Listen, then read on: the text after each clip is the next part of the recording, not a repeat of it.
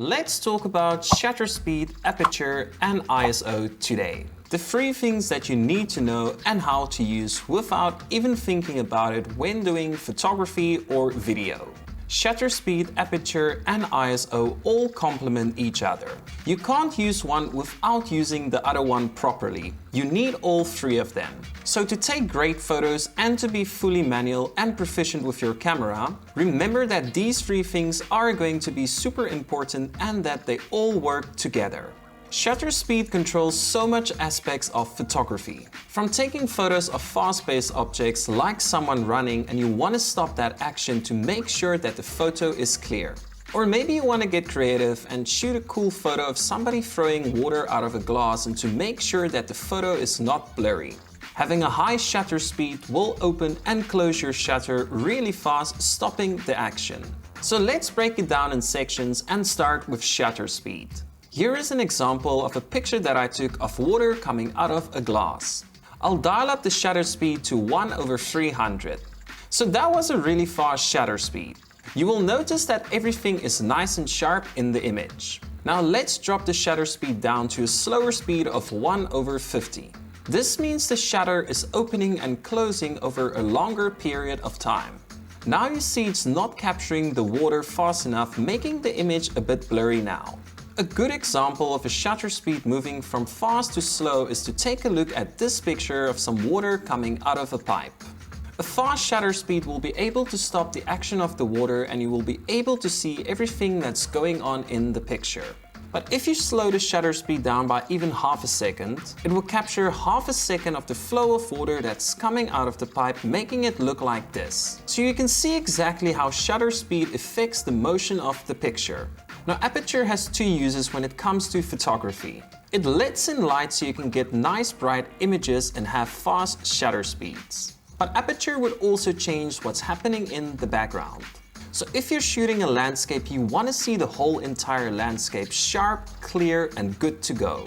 So you want to make sure your aperture is set to f11 or as high as your lens can go to be able to capture all of the details in the landscape. Now let's look at a portrait I took for example. This was shot off using an aperture of f16, meaning it's a really small opening of light, but all the detail is still there. By using a higher aperture, you will be able to see everything in the background. But when you're shooting portraits, you don't always want to see everything in the background, especially this one since it's not the most pleasing background to look at. So if we open our aperture all the way up as wide as it goes, which is f1.8 on this lens, you will see that the background is not in focus anymore. By doing this, we're going to have a lot of light coming in because now it's opened all the way up. We will have to make our shutter speed faster now so it's not capturing as much light. And when you combine these two things together, you get an image looking like this. So you can see that the background is now much more shallow and will put more focus on the subject or the person that you are shooting. And that's where these two things come together. But you should also know that different lenses are going to give you different results. Not all lenses are the same and some won't be able to open super wide. Some lenses are short, some lenses are long and some are in between. So remember that there are tons of different lenses that do different effects. That's why you're going to change out lenses depending on the type of footage that you are going to shoot. That's also why we use certain lenses for sports and certain lenses for portraits, or certain lenses for landscapes and certain lenses for close-ups. And this is what makes this art form so much fun for me, because there are so many different tools that we can use to achieve the type of shots that we are looking for. Now, ISO mostly comes into play in low light situations, indoors and at night. Now on top of that, if we don't have enough light, we can simply dial up the ISO.